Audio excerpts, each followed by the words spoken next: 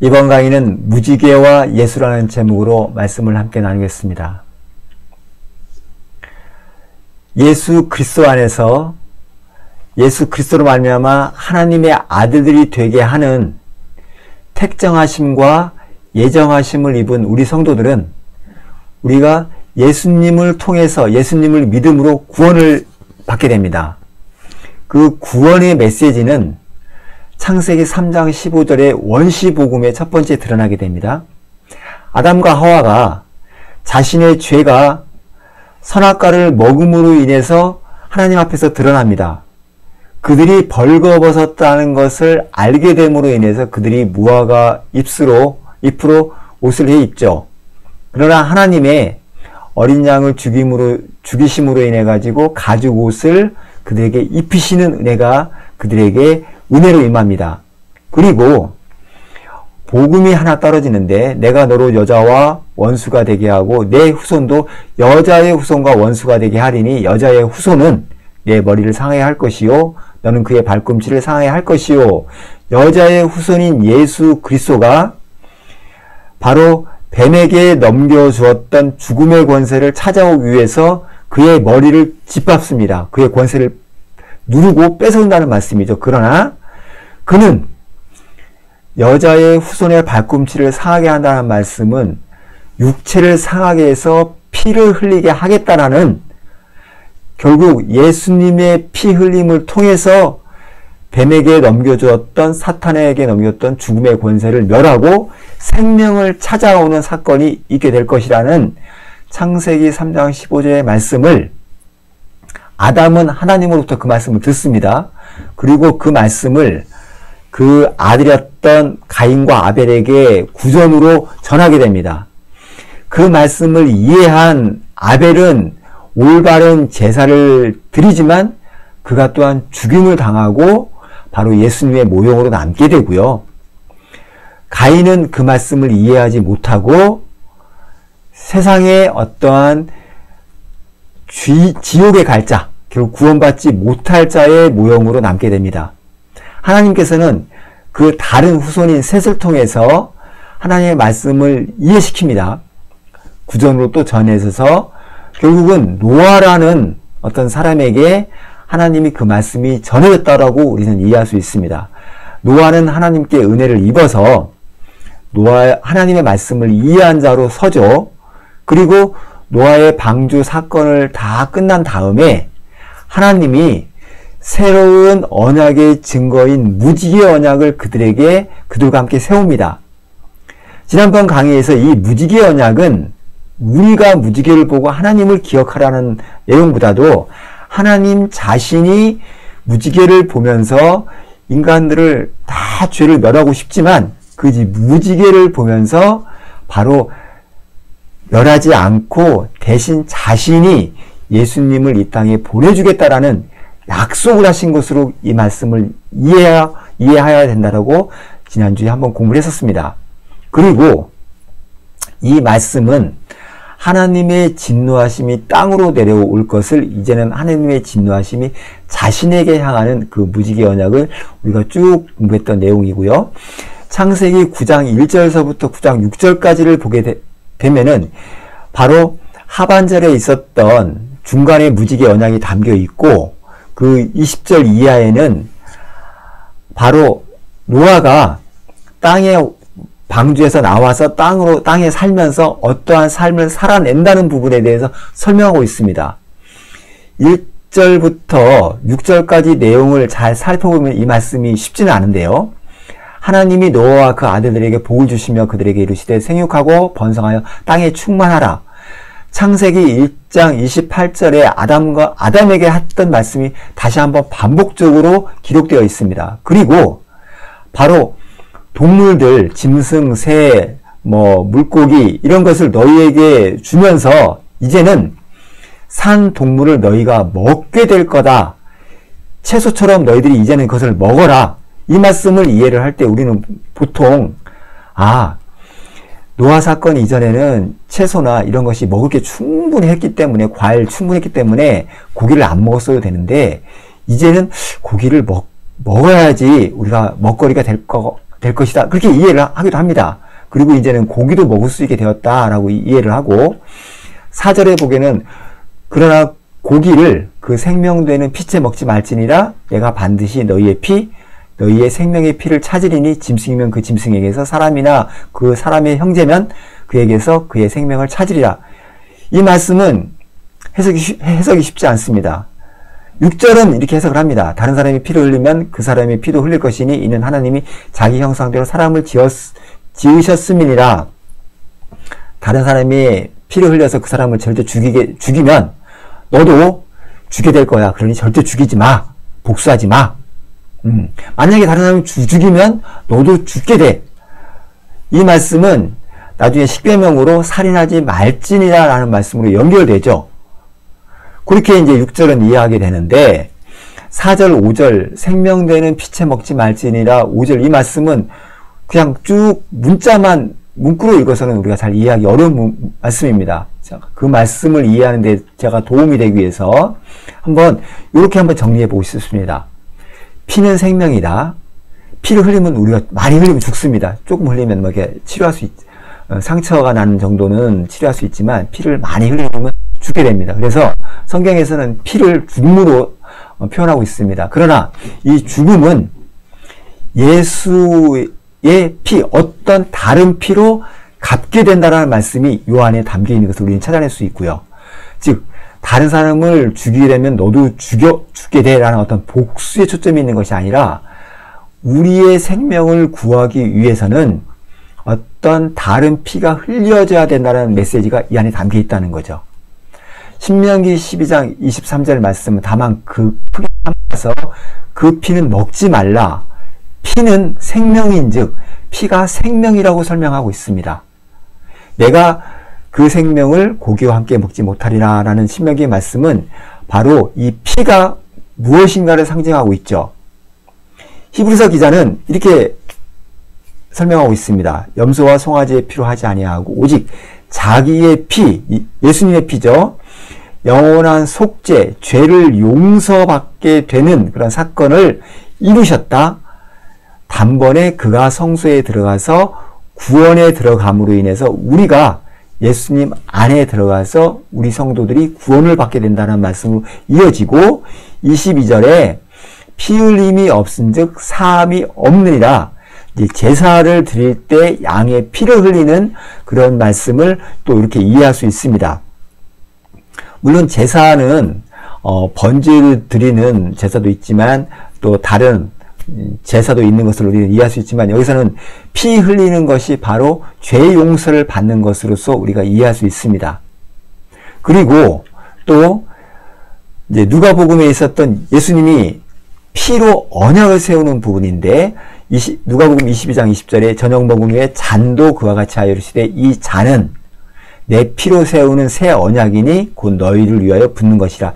예수님이 피를 흘리심으로 인해서 새 언약을 완성시키시는데 그 모형이 되는 이 포도주를 너희들이 먹어라 라고 말씀하시는 부분을 우리가 이해할 수 있습니다. 단지 이 포도주 먹는 어떤 그런 것으로 의미하는 것이 아니라 예수님이 피 언약을 설명하시기 위해서 이 포도주 잔을 지금 제자들에게 주시고 있는 것으로 이해할 수 있는 거죠. 바로 이 피로 인해서 예수님이 우리가 대신 피를 흘려서 죽어야 되는 그 죄값을 예수님이 대신 생명이신 그분이 피를 흘려주심으로 인해서 그 문제를 해결하셨으니 우리는 예수 그리스도 안에 들어가면 우리가 이제 정죄함이 없게 된다라는 로마서의 선언을 이 피 흘림으로 함께 이해할 수 있는 말씀이라고 볼 수 있습니다. 자, 그리고 구원을 받았던 노아는 그가 삶을 통해서 바로 하나님의 은혜가 어떻게 드러나는지 창세기 9장 21절 그 뒤의 말씀을 통해서 우리는 이 말씀을 또 그렇게 이해를 할 수 있습니다. 단지 노아가 포도주 먹고 취해 있는 것을 그 아들은 막 그 고에 바치니까 오히려 드러내니까 저주를 받고 또 그를 덮었던 셈과 합에서는 축복을 받았다. 단지 이 정도로 이해하는 문구가 아니고요. 이 말씀을 좀 자세히 한번 보게 되면은 포도주를 마시고 취하여 그 장막 안에서 벌거벗은지라, 이 벌거벗은지라는 단어에 좀 기억을 해줬으면 좋겠고요. 가나안의 아버지 함이 그의 아버지 하체를 보고 밖으로 나가서 그의 두 형제에게 알리니, 여기서 보고 알리니라는 함의 행동, 그 부분을 우리가 좀 기억하시고요. 셈과 야벳이 옷을 가져다가 자기들의 어깨에 메고 뒷걸음쳐 들어가서 그들의 아버지의 하체를 덮었으며, 그 덮었으며라는 것을 우리가 곧 좀 단어를, 어원을 좀 살펴보면서 요 말씀을 좀 의미를 좀 봤으면 좋겠습니다. 벌거벗은지라 자기의 모습이 드러났다. 선과 선악과를 먹고 나서 그들의 모습이 벌거벗은 것이 드러난 것. 아담이 하와와 함께 선악과를 먹고 그 죄악상이 드러났던 그 사건이 여기 지금 노아 사건에서도 그대로 재현되고 있습니다. 그 단어를 한번 살펴보면은 벌거벗다라는 단어는 갈라라는 그 히브리어는 벗개가 벗겨지다. 포로의 몸이 오히려 되다. 자신이 죄인임이 드러난 거죠. 그 죄인임을 드러난 것을 보고 함의 행동, 함은 가나안의 아버지라고 9장에서 미리 표현합니다.